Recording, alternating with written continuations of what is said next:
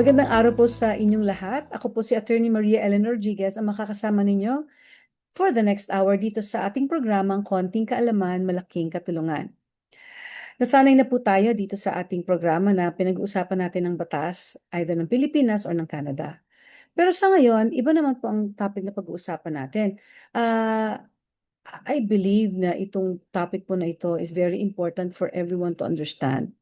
Pag po tayo kumukuha ng abogado, alam po ba natin kung ano mangyayari after that, diba? So, for today, ang topic po natin ay ano ba ang obligasyon ninyo bilang kliyente? Huwag muna natin pag-usapan yung obligasyon ng abogado. Gusto muna natin pag-usapan ano ba ang obligasyon mo bilang kliyente pag kumuha ka ng abogado. May obligasyon ka ba? Okay, doon tayo mag-umpisa. Ngayon, minsan kasi iniisip natin once na nag-hire na tayo ng lawyer, wala na tayong gagawin. Kasi 'di ba kaya nga tayo kumuha ng abogado para may mag-solve ng problema natin. Unfortunately, hindi po ganon. Importante po ang role ninyo bilang kliyente ng abogado. Um, Kasi una-una sa lahat, naintindihan ninyo na ang abogado, of course, meron po kaming obligasyon sa inyo. Pero bago po namin magampanan ang obligasyon namin, kailangan nyo po munang gampanan ang obligasyon ninyo. Ano po ba yon? Ang unang-unang isang dapat na pag-usapan natin is yung attitude nyo towards the lawyer. Okay.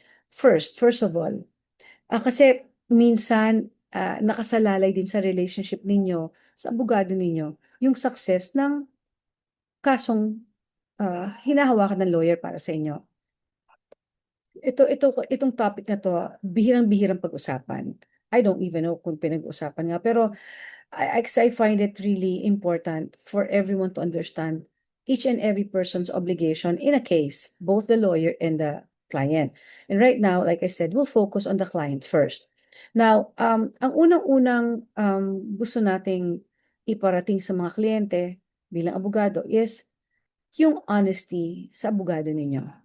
Importanteng maging honest kayo sa lawyer ninyo kasi um, kailangan maintindihan ng abogado kung ano ba talaga ang kasong dapat niyang i-file for you or ano ba talaga ang defense mo kung ikaw naman ang kinasuhan. So, unang-una honesty, di ba?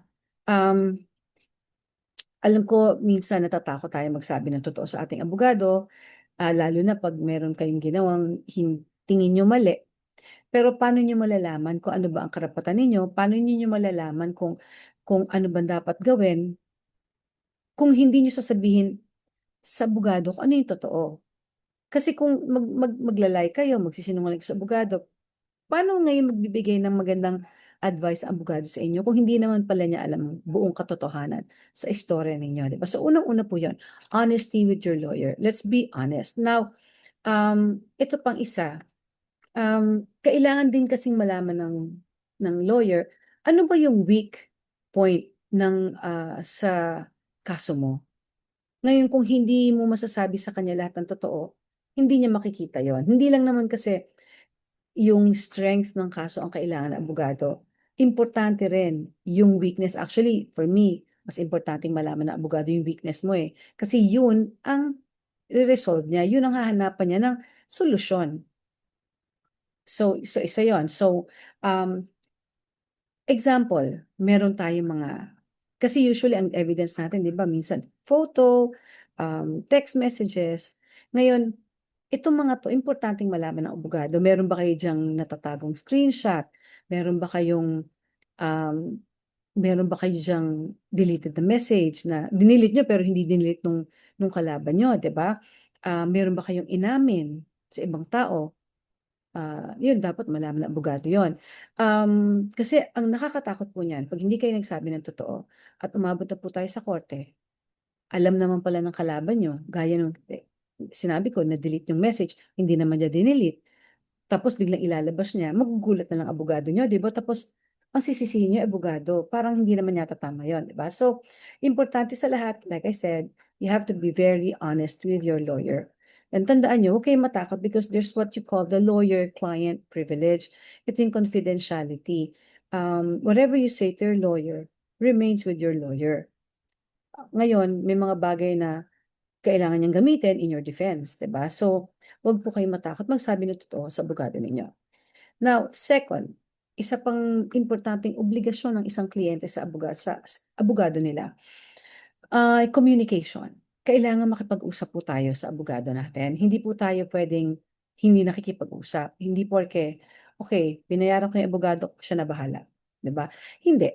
Ngayon, isa pang problema diyan, yung sa communication. Minsan hihingan kayo ng information siyempre ng abogado niyo, dokumento, o may hihingi siyang comment sa isang bagay sa inyo.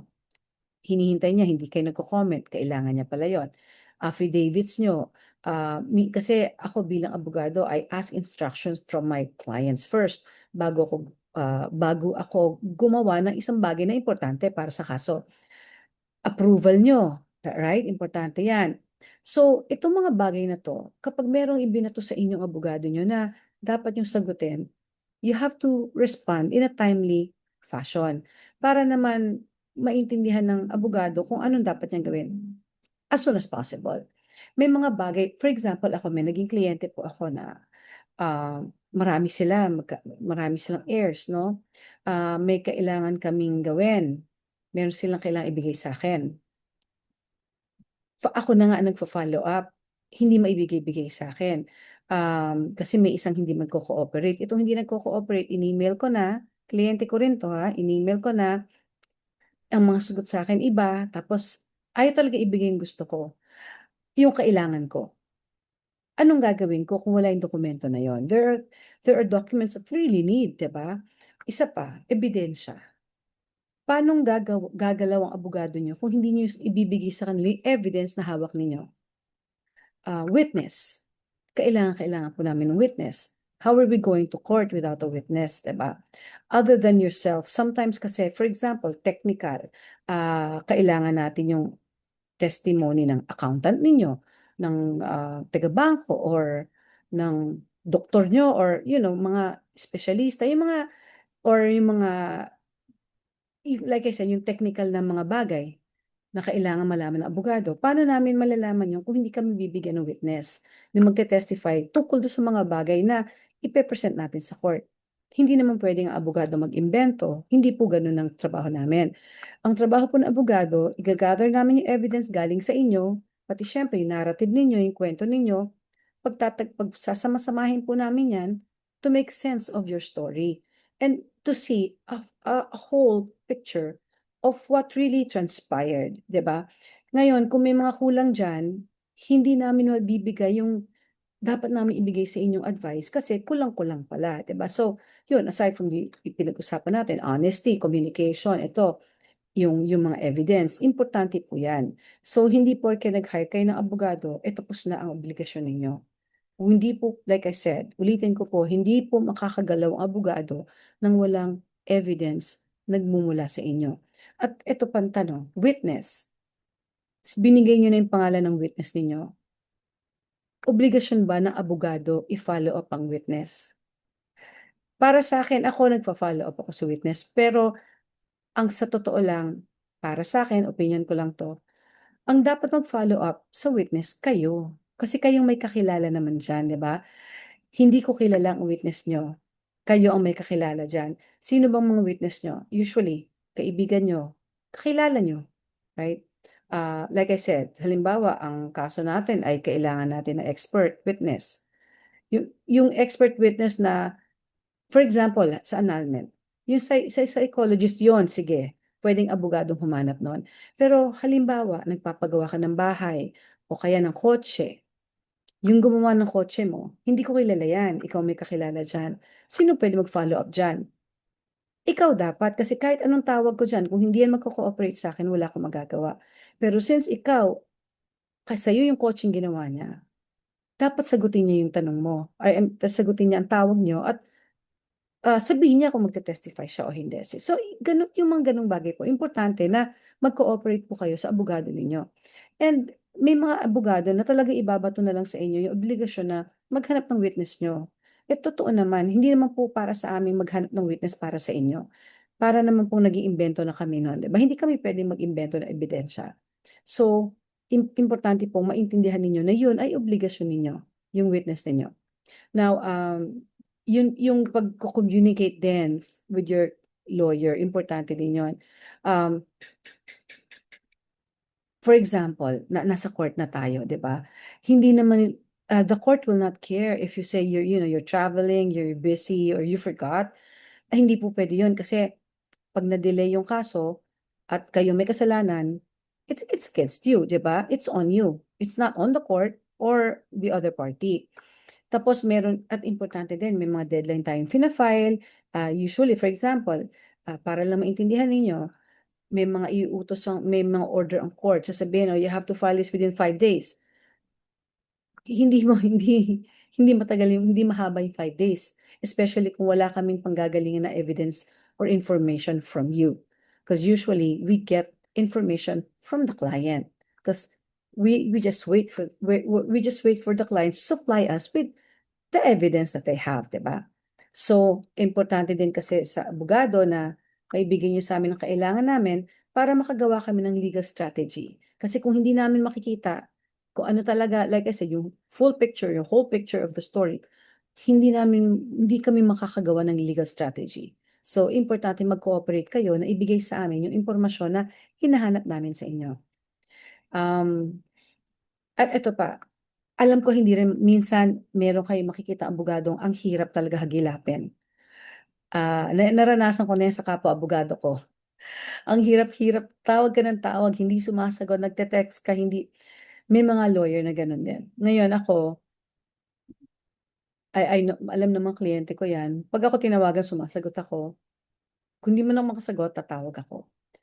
Nagkaroon ako ng abogado myself na tinetext mo, sasabihin, attorney, tawagan kita, text kita mamaya. San linggo na hindi pa nagte-text sa akin. May mga lawyer na gano'n, na-experience ko 'yan. So, kayo ba, tanong ko naman sa inyo, tingin niyo ba magugustuhan niyo kung gano'n ang gawin sa inyo? Tine-text niyo, hindi kayo sinasagot, tinatawagan niyo, hindi sumasagot ng telephone nila. Gano'n din po ang nararamdaman naming mga abogado. 'Pag may kailangan kami sa inyo at hindi niyo binibigay, our hands are tied, siyempre nakaka-frustrate, 'di ba? Tapos ang masakit pa niyan 'pag halimbawa hiningan namin kayo ng information, hiningan namin kayo narrative, hindi niyo binigay, tapos sasabihin niyo sa amin, "Attorney, ang tagal-tagal na nito, nakakaisang taon na." Ang sagot ko sa inyo, "Eh, asan na ba hinihingi ko na information? Hindi ako puwede mag-imbento." And hindi talaga. Hindi po gano'n ang role ng lawyer sa isang kaso. 'Pag nag-hire kayo ng lawyer, hindi niya po obligasyon na mag-imbento ng ebidensya para sa inyo. Kayo magbibigay sa kanya. Now, punta naman tayo sa acceptance fee. Okay, ito medyo hindi ko na I will not dwell on this kasi iba-ibang acceptance fee ng mga abogado. Ngayon siguro, na-experience niyo na rin na nakapagtanong kayo sa isang abogado tapos sa another lawyer. Siyempre a lot of you nag-aano kayo, shop kayo for siyempre cheaper. Lahat naman tayo gusto cheaper, 'di ba? But sometimes it's true. What you pay for is what you get. And usually, ang lawyers, tumataas po ang acceptance fee niya, tumataas ang fee nila, the more experience they have, 'di ba?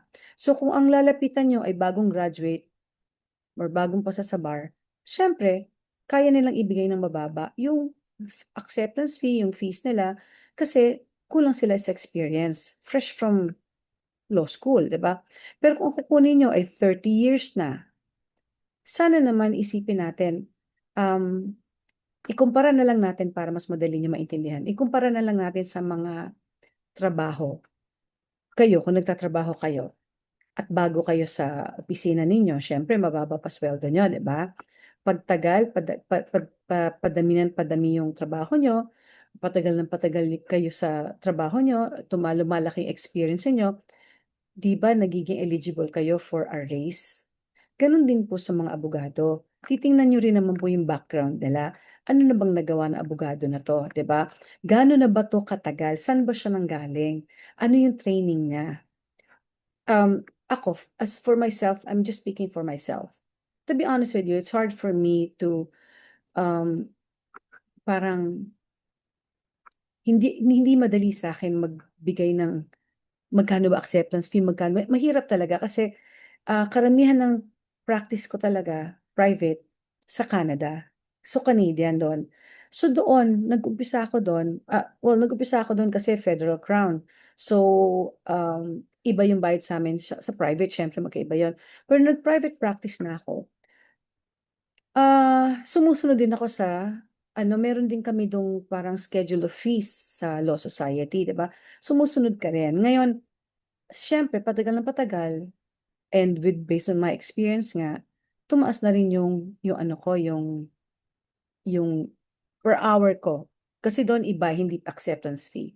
Doon, may retainer fee, meron ding hourly rate. Ngayon, yung hourly rate, meron ding schedule ang Law Society sa amin based on the years that you've been a lawyer. And because I have been a lawyer in Canada since 2007, so that's, mahina ako sa math, so sandali lang, 2017,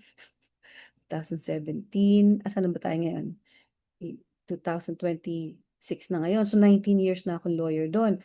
So mataas na tumaas na yung hourly rate ko. In fact, even before that was like 2019, ang hourly rate ko na noon pa is 350 per hour. So, nahihirapan ako ikumpara dito kasi magkaiba nga, di ba? But ganun po yun. In-explain ko lang sa inyo na minsan, pag sinabi nyo na, bakit si ganito ang mahal, bakit ito mura? Tingnan nyo yung experience nila. Experience nila as a lawyer, yung practice nila. Malaking bagay po yon. Hindi na po natin pag-uusapan yung, pag lawyer ka na, hindi natin pag-uusapan sa bato gumraduate. Hindi, tapos na yun eh. Sa akin din, again, this is my own opinion. Yung status mo when you were a student, wala na yon. Kasi dito mo na patutunayan sa practice kung anong klaseng lawyer ka, di ba? So, ang basis mo ng mga kliyente na lang is yung years of practice ng lawyer at ano yung practice niya. Yung ganun po. So, para at least meron kayong idea. Siyempre, the bigger the experience, the higher the fees for the lawyers. So yun lang naman po yung gusto ko maintindihan ninyo para naman huwag niyo isipin na sobra namang managatong lawyer na to. Kaya imagine mo, halimbawa ito, partner to sa isang law firm, ay natural, di ba? Partner na nga siya, tingin niyo ba nag-umpisa siyang partner unless sarili niyang practice. But in big firms, usually yan, paangat ng paangat sila kasi sa dami ng experience nila and pinatutunayan nila that they're worth it, di ba? So yun. Now, when it comes to yun nga, yung acceptance fee, appearance fee, magkakaiba po yan. Ah, dadaanan lang po din natin sandali para lang maintindihan nyo. Yung acceptance fee po, that's non-refundable.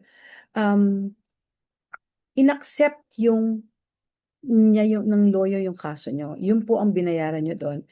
Syempre, kasama, iba-iba rin po rin. Well, I guess I cannot really talk about this right now because the only thing I can say about acceptance fees is that iba-iba ang acceptance fees ng bawat lawyer and iba-iba rin yung isinasama nila sa acceptance fees nila. And some of the lawyers and a lot of lawyers that I know, they will have acceptance fees.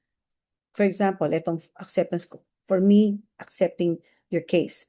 Isang rationale behind that is this, na pag tinanggap ko na yung akaso mo, yung kalaban mo, hindi niya ako pwedeng i-hire. In short, may dibs ka na sa akin di ba? So, nawalan din ako ng opportunity na i-hire ako nung kalaban mo. Ganon.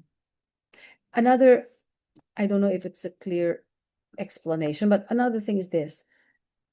Dito kasi, I accept your case. Meaning, I'll focus on it. Pag-aaralan ko yan, di ba? Dun sa acceptance fee, of course, kasama na yung pag-aaral ko nung kaso mo. Pagpagawa ng legal strategy, and mind you, hindi po ganun kadali ang mag-isip. So, mahirap din, nakaka-stress. And you have to remember, and this is what I tell some of my clients, pag nasa-stress sila sa kaso nila, huwag po kayong ma-stress, kaya nyo nga ako hinire, di ba? Para akong mag-isip sa kaso nyo. And it's true. I for one, when I have a case, and I really believe in it, and most of the time, lahat naman ng kaso ko, I believe in it. Kaya naman, sa lahat ng kaso ko, apektado rin ako mentally kasi iniisip mo lagi, diba? So, hindi po madali mag-isip, sa totoo lang. So, ngayon sa acceptance fee nyo ng lawyer na charge sa client, kasama yon, kasama na yung mga yon, 'di ba? Ngayon may mga lawyers na magdadagdag pa sila ng o sasama na natin to or whatever, it's their prerogative. But other lawyers, may mga system kasi na, and I know a few, well, the people that I know, ganito yung structure nila, and mine as well. May acceptance fee, iba yon. Appearance fee, iba yon. Yung appearance fee, yung pagpunta mo sa abogado, ay, sorry, pagpunta mo sa korte, for example, yun ang iba pa yon. Aside from acceptance fee, like I said, acceptance, tinanggap ko na yung kaso mo, yun ang binayad mo. Na ako na yung lawyer mo, pag-aaralan ko yung kaso mo. Appearance fee, yung pagpunta ko sa korte pag nag-hearing na tayo. Filing fee, hindi po sa amin yon. Yun yung ibabayad nyo sa korte pag nag-file kayo ng kaso. Babayaran nyo yon, out of your own pocket, of course. Now, eto pa isa. Merong tinatawag na success fee. Ano yung success fee?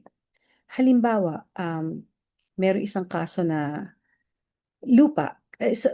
Karamihan na nakikita ko sa lupa kasi merong kaso, may malaking lupang nawala sa inyo. Let's say 10 hectares. And you hire a lawyer. Tapos, yung titulo nakapangalan na sa iba, wala sa inyo. It's a bit hard, isn't it? Tatanggapin ng lawyer yung kaso mo. Tapos, nasa retainer agreement nyo or nasa pag-usapan nyo na bibigyan nyo pa, on top of the acceptance fee, yung pagtanggap nyo sa kaso nyo, bibigyan nyo pa siya ng success fee. I think, ang success fee ng ibang lawyers, 10%, depende rin sa usapan ninyo, di ba? So, yung success fee, babayaran nyo lang pag nanalo ang abogado nyo, pag nabawi niya ang lupa ninyo at napunta na sa inyo. So, yun po ang success fee. Yan po, hindi po mandatory yan. May mga kasong talaga naglalagay ng success fee, meron namang wala, meron namang usapan na ninyo. So, nasa sa inyo na yon. So, pag-usapan ninyo ng lawyer nyo ay may success fee. Pag nanalo siya, bibigyan nyo siya ng success fee. At obligasyon yung ibigay sa kanya yon. Pag kayo ito lang isa pa na obligasyon ninyo sa abogado ninyo. Pag kayo nagkasundo na sa presyo, for example, nagpirmahan din na kayo ng retainer agreement. Success fee, sinabi mo na magbabayad ka ng success fee sa kanya. Panindigan niyo po yun kasi whatever it is na kaso ninyo, the moment you agree to give your lawyer success fee, panindigan nyo naman because pinaglaban kayo ng abogado nyo, nanalo kayo, tapos hindi nyo ibibigay yung pinangako nyo. Mali naman po, di ba? Mutual respect is very important in a lawyer-client relationship. Now, eto pang isa. When you hire a lawyer, you make sure you trust that lawyer. Otherwise, don't hire them anymore. Kasi ang pinaka hindi magandang gagawin ng kliyente is kukuha kayo ng abogado, tapos kayo pa ang magsasabi kung anong gagawin ng abogado nyo. Ang tanong ko sa inyo, why take matters into your own hands? Kung ganun din po ang gagawin nyo, makakatipid kayo kung hindi na kayo mag-hire ng lawyer. Kasi may mga tao na, no, sorry kung tatamaan po kayo, pero may mga taong know-it-all. Na feeling nila, alam nila yung kaso nila, at kung anong gusto nila, i-impose nila sa abogado nila. Itong gawin mo, mali naman po yun. Kung ganun po yung gusto nyong gawin, like I said, don't hire a lawyer anymore. Makakatipid pa kayo, di ba? But as soon as you hire a lawyer, you better trust your lawyer. Kasi mararamdaman din ng abogado niyo wala kayong tiwala sa kanya, 'di ba? Bakit mo pa ako hinire? So yun lang ang payo ko sa inyo. Iba naman po yung sabihin niyo na, attorney, pwede po ba natin gawin to? Attorney, kasi ganito. Okay lang. Ako, and I'm sure a lot of lawyers or most of the lawyers, they're willing to listen to you kung may suggestion kayo. But to a certain extent, not to the point where you're going to tell your lawyer what to do. They have their own legal strategy. And ito pang isa niyong tatandaan, pag may lawyer na kayo, apart from letting your lawyer strategize legally, huwag na kayo magtanong sa ibang lawyer, tapos sasabihin niyo pa sa lawyer niyo na, bakit sabi ni attorney ganito, dapat ganito daw. Kaya importante talaga na ang i-hire niyong lawyer, you trust that lawyer. Kasi kung wala kayong tiwala, wag na lang, 'di ba? Kasi hindi magiging magandang relationship ninyo. And it's really going to affect the success of your case. O yun pa isa. do not take matters into your own hands, like I said. Minsan may mga kliyente na may lawyer na, tapos makikipag-usap sa kalaban. Walang kamalay-malay ang lawyer niya, nag-usap na pala sila. Tapos, ang ending, hindi na kailangan ng lawyers, naloko siya. Naloko ngayon yung kliyente kasi hindi niya sinama abogado niya. Huwag niyong gagawin yun. You have to remember, there are a lot of things that the lawyers know that you don't. And that's why you're hiring them, di ba? So, remember that, hindi naman basta-bastang maging lawyers, especially in the Philippines. We go through law school, tapos magbabar exam pa, and ang hirap ng bar exams natin. So, sana naman bigyan nyo naman ng credit yung mga lawyers na i-hire nyo na they know what they're doing. We give them that benefit of the doubt that they're going to be there for you and advocate on your behalf and look after your interests. Trust them. Kasi if you don't trust your lawyer, it's going to affect your case. Sayang naman, di ba? Hinire mo pa. So, yon. Now, ano pa bang dapat natin pag-usapan? Ito pa. Like I said earlier, nabanggit na natin na kung ano man yung ihihilingin sa inyo ng abogado nyo, ibigay nyo kung kailangan yun. Kasi there are certain cases na marami talagang kailangan dyan na evidence. So, when they ask for it, it means it's a necessity sa success ng kaso mo. Diba? So, ibigay mo yung kailangan nila. Kung wala, sabihin mo para at least alam din ng abogado mo na teka lang, wala nito, paano yan? Anong gagawin ko ngayon? So, it's very important to do that. Kung maganda nga rin kung organized kayo, 'di ba? Para at least hindi na mahirapan. Ito, isa pinaka-importanteng maintindihan ninyong lahat. No lawyer can guarantee the results of whatever case you have. Ako, I always say, I do not guarantee that we're gonna win, even though I think in my mind, 'di ba? Ang lakas ng ebidensya mo, but maraming elements involved in a case, especially when you go to court. The judge, your witness, the evidence. We don't know how it's gonna pan out. We don't know. Isang example ko, meron akong client sa Canada. Ang ayos-ayos ng usapan namin, itong kinuwento niya sa akin, so inilaban namin, so siya yung accused siya. Normally ako, I will not put my client who's accused of a criminal charge on the stand. But this person said, hindi, ganito po, ganun. Ang ganda nung sinabi niya sa akin na itong sasabihin niya kasi itong nangyari. Pagdating sa cross-examination, wala. Nagkagulo-gulo yung pinagsasabi niya. So I had to stop the trial in the middle of it, spoke with my client and said to her na, pag tinuloy natin to, malamang makonvict ka kasi hindi naman yun yung sinabi mo sa akin, di ba?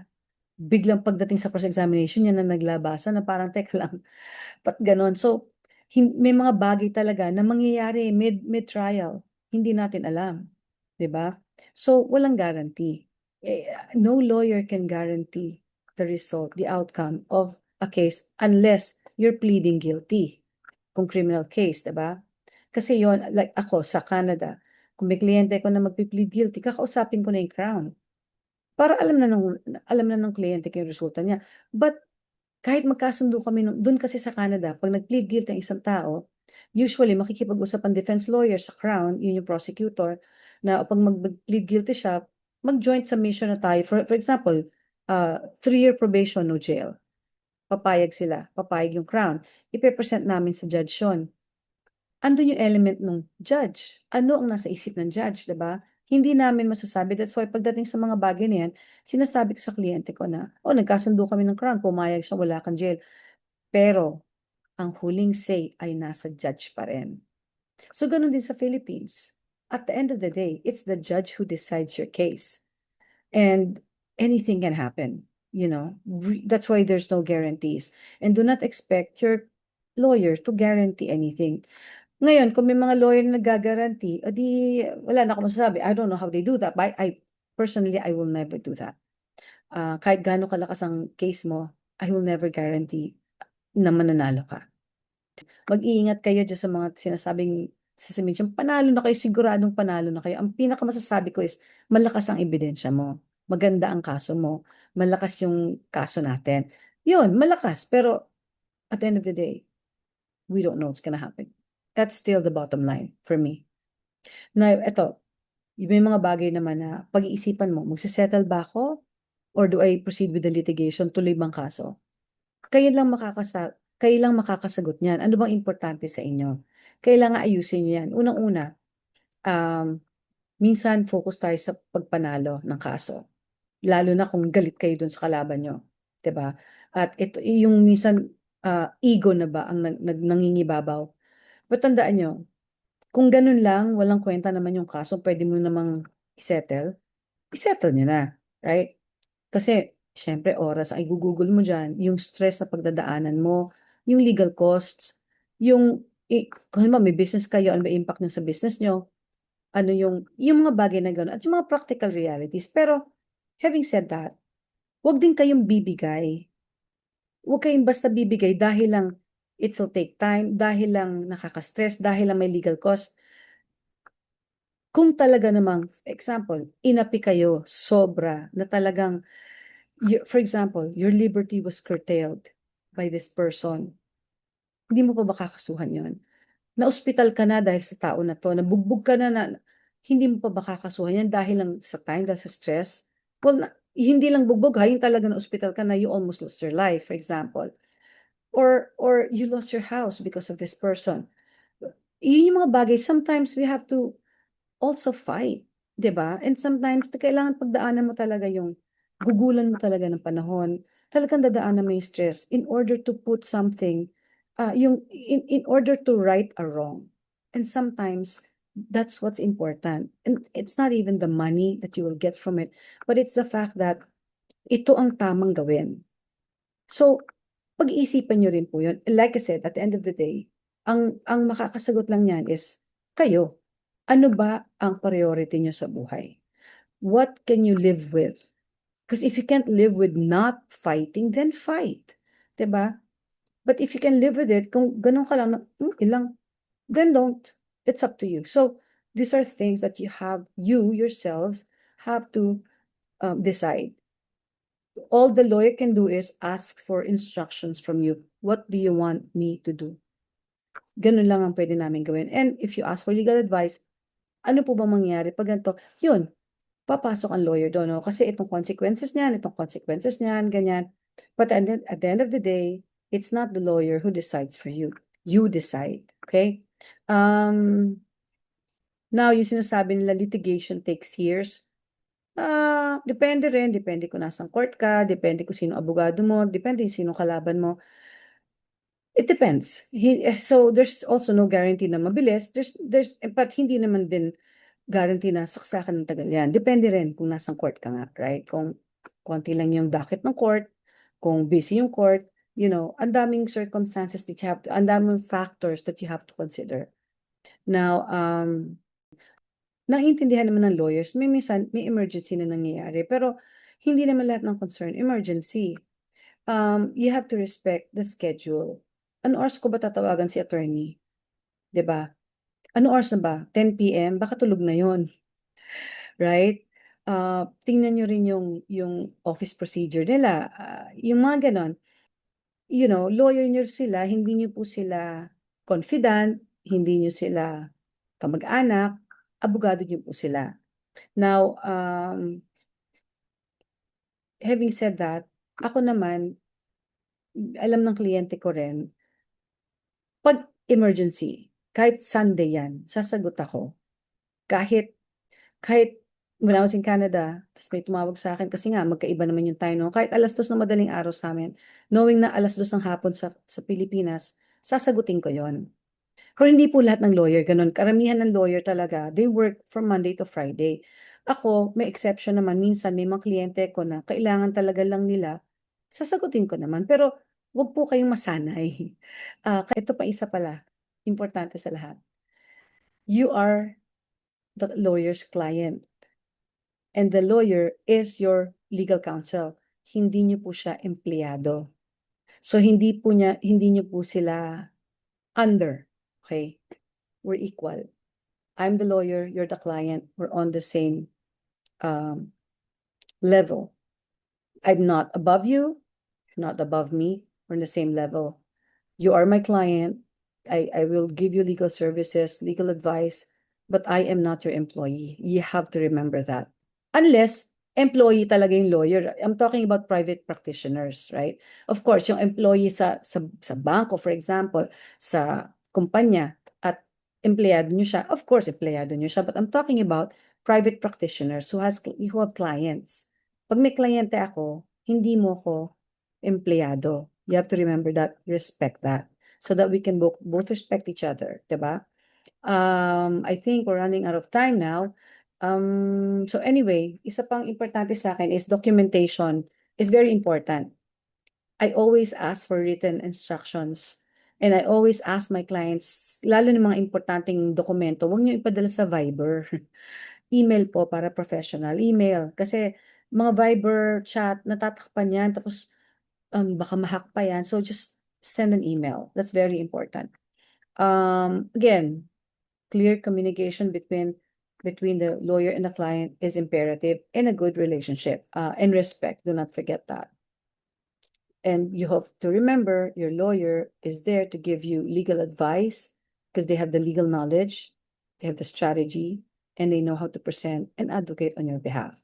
You have to have a good relationship with your lawyer. But first and foremost, you have to trust your lawyer. You hired your lawyer for a reason, and that is to help you with your legal issues. So be honest with them, communicate with them, give your lawyer the evidence, the documents, the witness that they need. Aside from be honest, always communicate with your lawyer because you don't know, maybe there's an information that you skip, but that's what will make your case, diba? So, huwag kayo magtago sa lawyers, no? By the way, before I proceed, kita niyo tong beach na to. That's Calayo in Nasugbu at night, yung takip silim. Ganda, diba? Ayan. Anyway, I just wanted to promote the beach in Calayo kasi maganda siya talaga. Now, ito pang isang gusto ko sana banggitin. Pag kayo hininga ng narrative ng abogado nyo, obligasyon niya magbigay, di ba? Pero sana naman, ayus-ayusin po natin yung, para, kasi siguro hindi nyo rin alam, right? So, para lang maintindihan nyo, kapag humingi po kami ng narrative, ibig sabihin, kwento ko anong nangyari dun sa inirereklamo mo from the very beginning to the very end. When you give us the narrative, you have to do it chronologically. Sunod talaga. Halimbawa, nung year 2000, itong ginawa ko. Tapos nung 2001, si ano, dumating sa buhay ko. Pagdating ng 2000, it has to be chronological and hopefully, not just chronological, but detailed kung approximately what time, nasan ba sila. Yung mga mas maganda kasi, and you have to remember, when we present this to court, dapat maintindihan na judge kung ano yung kwento mo. Right? So, important that when a lawyer asks you for your narrative, for your story, do it chronologically, just approximate the date if you don't remember the month, the year, anything. So yun lang. Yun lang gusto ko i-add, yung baka magulo. Now, we're now out of time. And I just hope that meron po kayo natutunan. Ngayon, kung meron po kayong questions, feel free to email me at merlonasugbu@gmail.com. And remember, I have a Facebook page, Merlo Office. You can look for that, Merlo Office. And then follow me. If you have any questions, if you have any topics that you want me to discuss, don't hesitate to email me at the email address that I just mentioned. Bilis po ng oras, ano? But anyway, sana po may natutunan po kayo sa pinag-usapan natin ngayong araw na to. Again, huwag niyong kalilimutan, i-recap lang natin, pag kayo po ay kumuha ng abogado, unang-una sa lahat, pagkatiwalaan po natin ang abogadong kukunin natin. Importante, you trust your lawyer. Second, be honest sa lawyer ninyo. dahil hindi nyo alam, baka yung mga bagay na hindi nyo sabihin sa kanila, yun pala yung makakatulong sa kaso nyo, or baka dahil doon ay hindi maging successful ang case, di ba? Pangatlo, communicate with your lawyer. When I say communicate, kapasok doon yung be honest. And at saka dapat, pag halimbawa, tinext kayo or tinawagan kayo ng lawyer nyo, sagutin nyo naman. At kahit sabihin nyo lang, sige, attorney, I got your text. I'll get back to you tomorrow or the next day. Just at least let them know na nabasa nyo. At you're mindful na may kailangan ng abogado nyo sa inyo. Fourth, pag may kailangan ng abogado, ibigay ninyo lalo mga evidence, witness, and remember, kayo po ang magpa-follow up sa kanila. Huwag niyo po nang i-expect ang lawyer mag-follow up sa kanila dahil sila po ang tutulong sa inyo, yung witness ninyo. At hindi kilala ng lawyer nyo kung sino po itong mga taong ito, di ba? So, kayo na po ang bahalang kumontak sa kanila. Siyempre, tutulungan naman kayo ng lawyer, but to a certain extent lang po. Importante rin pong kayo talaga ang mag-follow up sa witnesses ninyo. And again, the evidence the lawyer needs, you have to provide. Ano pa yung pinag-usapan natin? Okay, your lawyer is your equal, they're not your employees, hindi niyo po sila empleyado. So, respeto lang po, lalong-lalo na sa oras kung kailan po natin sila tatawagan, unless it's emergency. But other than that, let's stick to their schedule. And normally, their schedule would be either 9 to 5 or 8 to 5. Pero, irespeto po natin yan.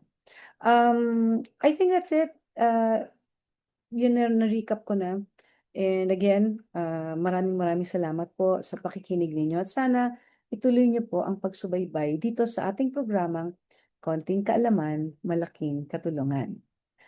Ako po ulit si Attorney Maria Eleanor Rodriguez, ang inyong lingkod, ang inyong kaibigan, your source of information and legal counsel who has your best interests at heart.